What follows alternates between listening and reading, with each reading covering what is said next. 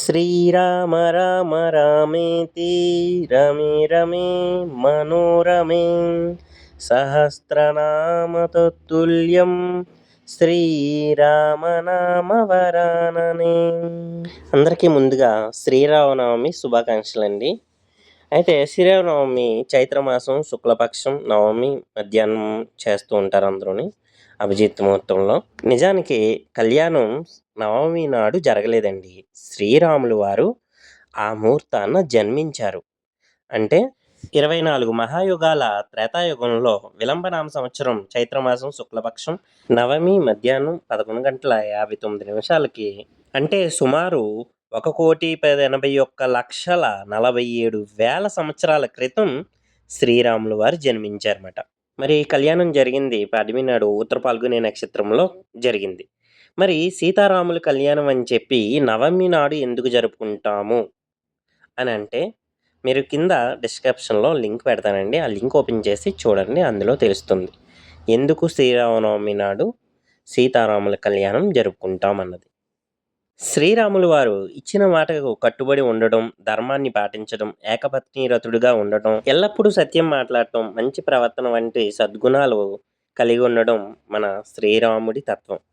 మనలో చాలామందికి తెలుసు, శ్రీరాముల వారు రావణాసురుని చంపి సీతాదేవిని అయోధ్యకి తీసుకొచ్చారని. అలా తీసుకురావడానికి మహాశివుడు కూడా సాయం చేశారని మనలో ఎంతమందికి తెలుసు? తెలియాలంటే ముందు శివునికి జరిగిన ఒక విషయం గురించి మనకి తెలియాలి. శివునికి భార్యలు 2 అంటారండి అందరూ. కాదండి, 4 ఉన్నారు. అందులో ఒకరి కోసం నేను ఇప్పుడు చెప్తాను. ఈయన పేరు దక్షుడండి. ఈయన శివునికి మాంగారు అవుతారన్నమాట వరుసకి. ఈయనకి ఒక కూతురు ఉందండి.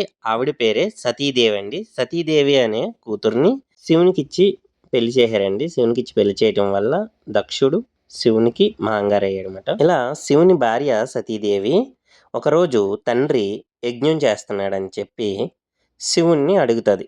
దక్షుడు అందరినీ పిలుస్తాడు కానీ శివుణ్ణి మాత్రం పిలవడు యజ్ఞానికి.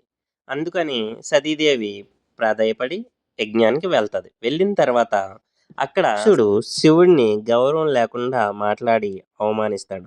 ఆ అవమానంతో సతీదేవి కోపంతో ఆ యజ్ఞంలో సతీదేవి దూకేస్తుంది. భర్తని గౌరవం లేకుండా మాట్లాడాడు అని. అది తెలుసుకున్న శివుడు భార్యను తీసుకుని కోపంతో ప్రళయ తాండవం చేస్తాడండి.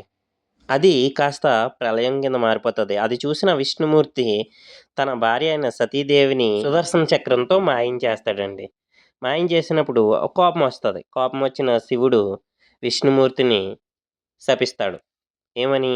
నువ్వు కూడా నాకులాగే భార్యకి దూరమై బాధపడతావు అని శపిస్తాడన్నమాట. తర్వాత శివుడు ఇది చేసింది లోక కళ్యాణం కోసమే కదా అని ఆలోచించి మళ్ళీ వరమిస్తాడు, మీ ఇద్దరిని నేనే కలుపుతాను అని.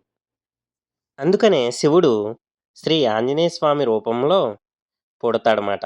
అంటే రామువారికి ఆంజనేయ స్వామి రూపంలో హెల్ప్ చేసింది మహాశివుడు. మీకు అర్థమైంది కదండి, సీతారాములను కలవడానికి శివుడు ఏ విధంగా కారణమయ్యాడో.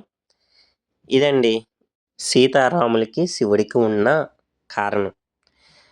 ఓకేనండి, ఇంక అందరికీ జై శ్రీరామ్ అండి. వీడియో నచ్చితే లైక్ చేయండి, సబ్స్క్రైబ్ చేసుకోవటం మాత్రం మర్చిపోకండి. ఏదైనా చెప్పాలనుకుంటే కామెంట్ చేయండి.